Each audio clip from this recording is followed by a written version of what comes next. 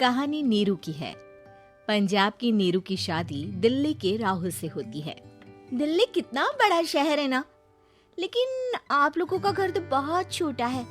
हमारे पंजाब में तो ये बड़े बड़े घर होते हैं कि मजा ही आ जाता है। कोई बात नहीं नीरू, मैं भी तुम्हारे लिए बहुत बड़ा मकान बनाऊंगा बहुत जल्दी।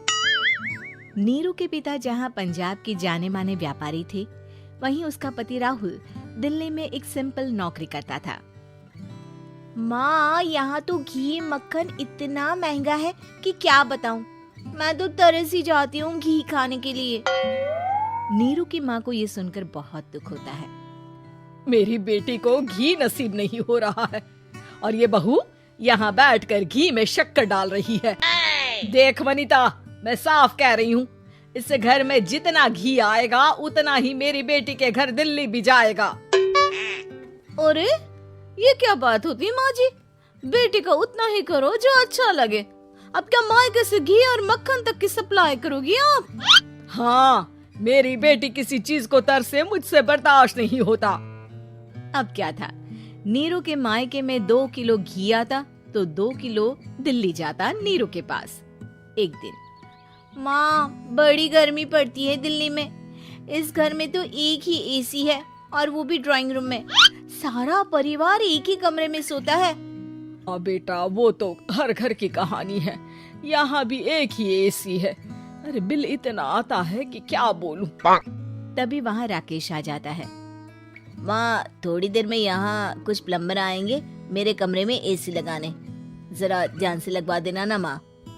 ओए, ऐसे कैसे तेरे कमरे में एसी लगेगा? हाँ राकेश, एक बार बात तो कर लेता। अरे पापा, वो वनिता को गर्मी में नींद नहीं आती। ड्राइंग रूम में सबके साथ सोने में वो अनकंफर्टेबल है, इसलिए। अरे पूरे परिवार के साथ वहाँ तेरी बहन नीरू भी तो सोती है। वो नहीं हो रही क्या अनकंफर्टेबल? समझ रहा है ना? अगर एसी लगेगा तो एक दिल्ली में तेरी बहन के कमरे में भी लगेगा, तभी तू लगा सकेगा। राकेश वनिता को सारी बात बताता है। वनिता करती भी क्या, मन मारकर बैठ जाती है। माँ, ये लोग ठीक नहीं है, क्या करूं मैं? अरे बेटी, यहाँ आ जा, तू यहाँ आकर रह ले। अरे छोड़ दे ऐसे पति को। कैसे छोड़ दूं माँ? समाज क्या कहेगा, लोग क्या कहेंगे? वैसे भी मेरा एक बेटा है मयंक। अरे हटा बेटा, तेरी उम्र ही क्या है? इतनी परेशान रहेगी तो काम कैसे चलेगा? खैर, बात आई गई हो जाती है। माँ को लगता है कि नीरू ठीक है, तो वहीं नीरू के मन में एक ही लाइन चल रही होती है, यहाँ आजा। माँ ने तो बोल ही दिया है कि यहाँ आजा। बस मयंक थोड़ा सा बड़ा हो जाए, इन गरीबों को छोड़कर मैं वापस माँ के पास ही चली जाऊंगी। वो इसी सोच में बाजार में चल रही थी कि मैम, आपका दुपट्टा जमीन को छू रहा है। नीरू जैसे ही उस लड़के की तरफ देखती है, देखती ही रह जाती है। हाय रे, कितना सुंदर लड़का है ये। अब क्या हुआ? मैंने कहा आपका दुपट्टा। तो खुद ही उठाकर दे दो ना। लड़का समझ जाता है कि नीरू उस पर फिदा हो चुकी है। वो उससे उसका नंबर लेकर चला जाता है। अब क्या था, नीरू और रोहित में लगातार बातें होने लगती है। मैं हरियाणा का रहने वाला हूँ, यहाँ एक बड़ी कंपनी का मैनेजर हूँ। अच्छा, और कितने बच्चे हैं तुम्हारे? बच्चे? अरे मेरी तो शादी भी नहीं हुई है। तुम बताओ, शादी करोगी? नीरू शर्मा जाती है। अब लेकिन मैं तो पहले से ही शादीशुदा हूँ। मुझे फर्क नहीं पड़ता, बस तुम शादी कर लो, भाग चलते हैं। बहुत पैसे वाला हूँ मैं, हमेशा खुश रखूंगा तुम्हें। नीरू रोहित से मिलकर सारा प्लान बना लेती है और फिर एक दिन घर से भाग जाती है। दोनों शादी कर लेते हैं। शादी के बाद, क्या बात है नीरू, तुम्हें परेशान सा देखता हूँ, सब ठीक तो है ना? हाँ हाँ, सब ठीक है।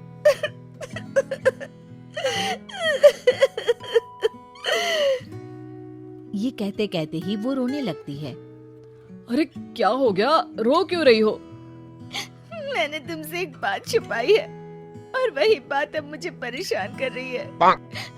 रोहित, मेरा एक बेटा भी है, उसका नाम मयंक है। क्या बात कर रही हो? ये तुमने मुझे पहले क्यों नहीं बताया? देखो नीरू, मेरी माँ को मैंने ये नहीं बताया है कि तुम शादीशुदा हो। बच्चा मैं मैनेज नहीं कर पाऊंगा। नीरू को समझ में नहीं आता कि वो क्या करे। तुम उस बच्चे को अपनी माँ को क्यों नहीं दे देती? नीरू चुपके से माँ को फोन करती है। माँ, क्या मयंक को तुम रख सकती हो? बेटा, मैं राकेश के साथ बात करती हूँ। आखिर घर का बेटा वही है, जो वो बोलेगा। वैसे भी बेटा, तूने जो किया है ना, उसके बाद से पूरा घर तेरी बुराई कर रहा है। मैं भी अब किसी से तेरे लिए लड़ नहीं सकती। राकेश बेटा, नीरू ने तो जो किया बहुत ही बुरा किया, लेकिन मैं सोच रही थी कि क्यों ना मयंक को हम यहाँ ले आए। तभी वनीता बोल पड़ती है। वाह जी, ऐसे कैसे यहाँ ले आए? यहाँ क्या भंडारा भरा है? और जिस बच्चे की माँ ने नहीं सोचा, उसके लिए हम क्यों सोचे? नीरू को एक बार तो अपने बच्चे के बारे में सोचना चाहिए था ना। अरे लेकिन तेरे पास भी तो लड़का नहीं है ना वनीता। माँ, वनीता ठीक बोल रही है। कल को वो बड़ा होकर इसी घर का हिस्सा मांगेगा तो हम क्या करेंगे? माँ कहती भी तो क्या, वो चुप रह जाती है। वहीं नीरू का पहला पति कहता है। माँ, अगर आज भी वो वापस आ जाए तो मैं उसे माफ कर दूंगा। बेटा, गरीबी चीज ही ऐसी है, क्या करेगा? तू तो अब मयंक का सोच। वो बेचारा तो बिना माँ का हो गया। मयंक के खातिर तू दूसरी शादी कर ले बेटा। लोगों के लाख समझाने के बाद नीरू के पहले पति की शादी रिद्धि से हो जाती है, जिसके पहले पति से 2 बच्चे होते हैं। देखो जी, मैंने शादी सिर्फ बच्चे के खातिर की है। मैंने भी शादी सिर्फ बच्चों के खातिर की है। वहीं नीरू के दूसरे पति के मन में ये बात घर कर जाती है कि नीरू एक मासूम बच्चे को उसके खातिर छोड़ कर आई है। अब देखो नीरू, मुझे लगता है कि जो औरत अपनी कोख का बच्चा छोड़ सकती है, वो तो कुछ भी कर सकती है। कल को तुम्हें मुझसे अच्छा कोई मिल गया तो तुम तो मुझे भी बाय बाय कर दोगी ना। नीरू को अब उसका दूसरा पति ताने देना शुरू कर देता है। तंग आकर नीरू उसके यहाँ से भागकर अपने पहले पति के पास चली जाती है। लेकिन ससुराल में क्या लेने आई है नीरू, मयंक को? नहीं सासू माँ, मुझसे गलती हो गई, मुझे माफ कर दीजिए। नीरू, अब वक्त खत्म हो गया है, मेरी शादी हो चुकी है। तो छोड़ दो ना उसे, हमारा बच्चा है। मैं आपको अपनी माँ नहीं मानता, मेरी नहीं मान तो बात अच्छी है। नीरू मयंक की बात सुनकर समझ जाती है कि उसके पास अब न आसमान रहा, ना ही जमीन।